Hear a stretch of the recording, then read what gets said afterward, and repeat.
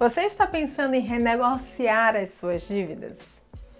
Antes de você renegociar as suas dívidas, tem algumas coisas importantes que você deve levar em consideração.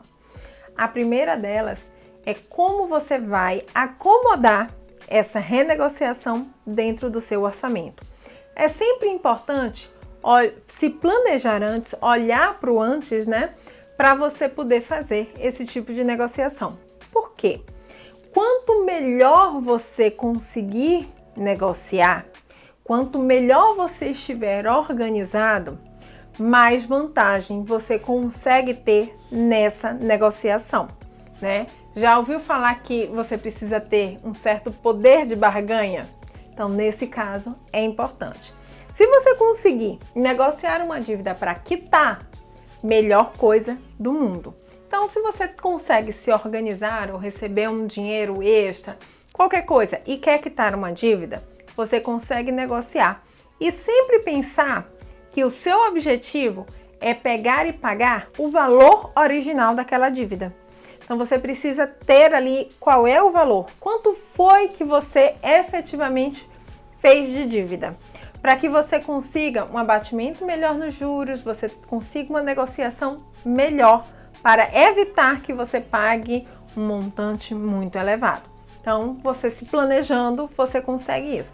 Ariane, mas eu não consigo pagar a dívida toda, né? Ou eu tenho várias dívidas e não consigo pagar toda e eu quero limpar meu nome e aí essa renegociação vai ser possível. Ok, então estude suas possibilidades de portabilidade. Como é que você pode fazer para transferir a dívida de um banco para o outro?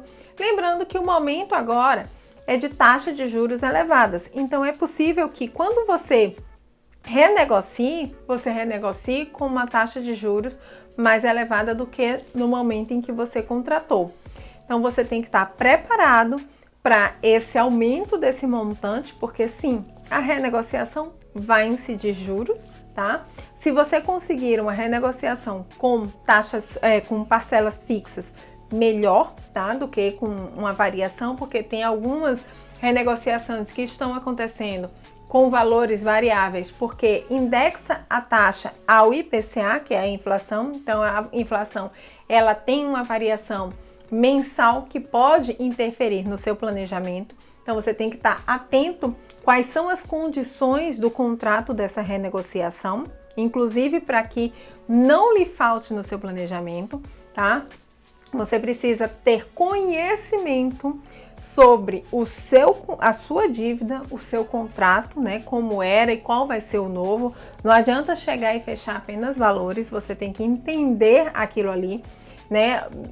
Não precisa entender profundamente, mas basta você olhar ali, ler e saber o que você está assinando. Você tem que ter consciência daquela dívida que você está renegociando. Caso você não tenha tido quando fez a dívida, você precisa ter isso muito claro na hora de renegociar, tá? Outro ponto importante é você ter ali uma reserva financeira minimamente iniciada. Por que é importante ter aquela reserva ali minimamente iniciada?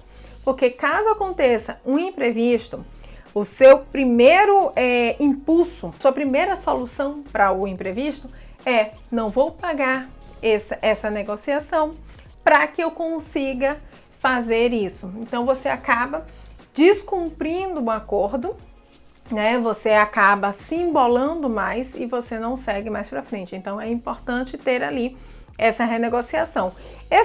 A mesma importância de ter ali a reserva é você ter o planejamento justamente para que isso não aconteça. Porque cada vez que você precisa renegociar a mesma dívida, ela vai ficando mais cara, vai entrando um montante muito maior e você vai transformando uma dívida que podia ser pagável em uma dívida impagável. E aí a sua negociação fica mais complicada. Então é importante ter isso. E isso interfere, tá? Essas constantes renegociações, ela interfere na sua relação com os bancos, interfere na sua relação no futuro, né? Vou contar um caso aqui que aconteceu com uma pessoa que eu atendi há alguns anos atrás. ela fez muito isso. Ela ia sempre no banco e renegociava a dívida dela. Renegociava,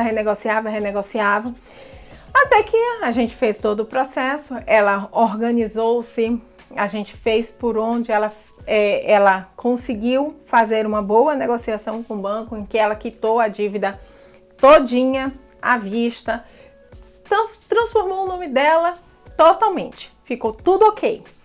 Anos depois, ela quis abrir uma conta em uma outra instituição financeira e ela teve essa conta negada. Ela não conseguiu abrir porque, historicamente, ela tem um nível de risco bancário elevado e o banco ele pode sim se recusar a ter você como cliente. Então, se você faz isso com certa frequência, você cria um histórico financeiro dentro das instituições financeiras, não apenas com o banco que você possui conta, esse histórico lá que lhe mostra, que sinaliza para as outras instituições que o seu grau de risco é elevado e que você não vai conseguir ter acesso a determinadas coisas. Então é importante você preservar por isso. Não simplesmente sair fazendo renegociações em cima de renegociações para limpar o seu nome momentaneamente, né? Simplesmente ali naquele momento e depois voltar àquela mesma situação, trazendo ali um grau de risco bancário, né? Atrás, Ariane, mas eu faço isso, meu score sobe no Serasa, as instituições financeiras ligam-se muito mais no score. Verdade, mas o score Serasa é uma das coisas que os bancos avaliam. É apenas um pedacinho das coisas que as instituições avaliam.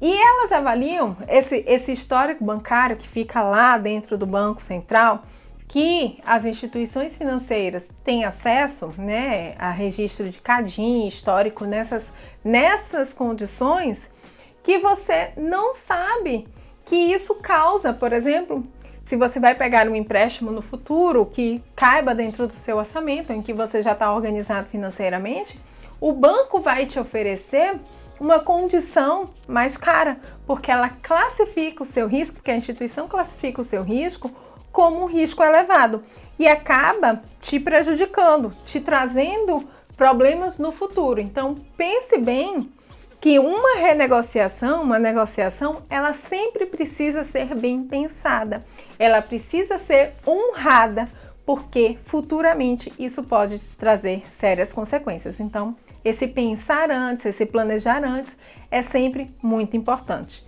E aí você vai fazer, né? Aí depois a parte matemática, você vai sentar, ver, cabe dentro do meu orçamento, já tenho ali a reserva, consigo honrar com essa negociação? Você pode sim fazer, né? Sempre lembrando que quanto mais você conseguir mais rápido quitar, mais em menos parcelas, à vista, você vai conseguir ali um poder de barganha melhor, você vai conseguir pagar num valor mais barato, mais próximo à dívida adquirida.